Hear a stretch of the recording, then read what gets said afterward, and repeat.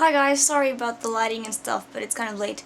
Okay, so I didn't post a topic video this week. I just kind of like sent a message to everyone and told them what the challenge is. I figured it's better this way. I don't really want to be like in videos twice a week, and I'm probably not gonna do that anymore, but we'll see. So anyway, the challenge this week is for each of us to write a story. But not just any story, we're each going to continue where the one before us left off.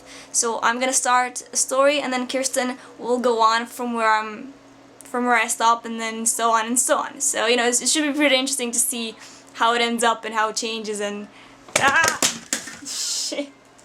And my lamp just fell.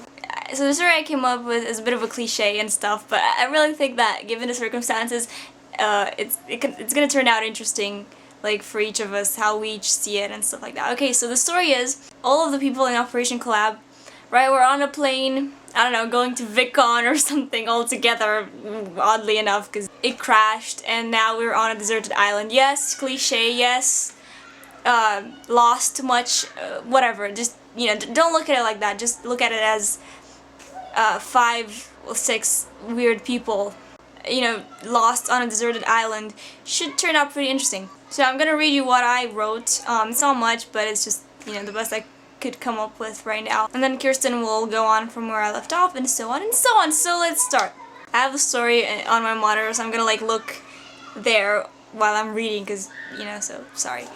After struggling to get out of the water, the OC crew finally reached land and collapsed on the burning sand.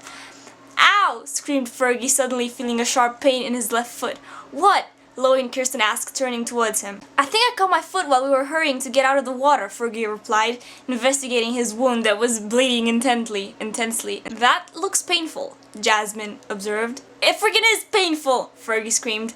Okay, fine, geez, stop being such a baby. Who has a piece of cloth or something? Jasmine asked the others as she kneeled down beside Fergie, trying to stop him bleeding. I'm moving so I can see what I wrote. They all shrugged their shoulders, but then Thomas quickly ripped out a piece of his t-shirt and handed it to Jasmine. Thanks, she said. Also, does anyone by any chance have some alcohol with them? There was silence. Come on, someone has to have... Mickey! At the mention of his name, Mickey jumped. I don't have any of that. Jasmine looked at him questionably. Fine, Mickey said, taking out a small bottle of alcohol from his fringe. There, are you happy? He added, handing the bottle to Jasmine. No, but Fergie ought to be, she said as she started treating Fergie's wound. Meanwhile, Loie and Thomas were looking around, trying to figure out their surroundings.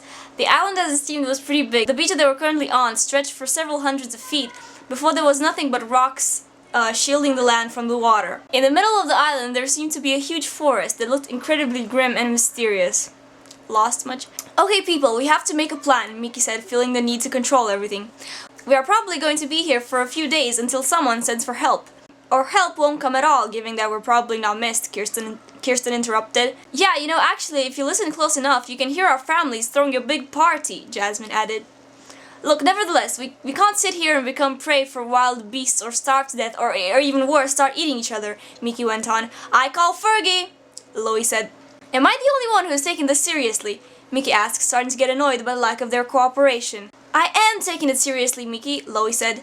I want to make sure I won't starve. Just shut up for a minute, okay? Mickey screamed. What we need to do is search our surroundings, see if there is any food we can eat, try and find materials for building a shelter, weapons, whatever we can think of. And we need to do this before dawn, otherwise we're doomed. Done, done, done, said Kirsten.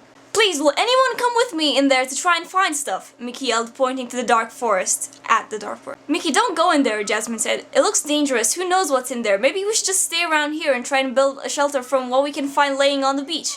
You're not going to find anything here, Mickey said. Maybe Jasmine's right, Mickey, Thomas said.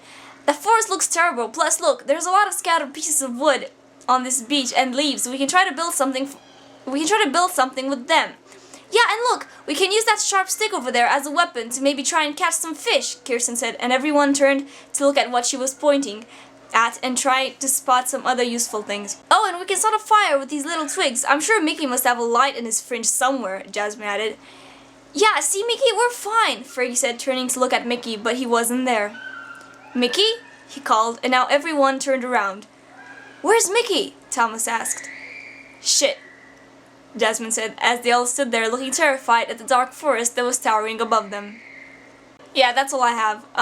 Like I said, cliche and everything, but I think it could turn out really, really interesting. So yeah, I don't really have anything else to say. Just yeah, I'm really curious to see how this ends and how it goes and everything. So yeah, I'm gonna go now and I don't know, do nothing because that's what I do. I don't do anything.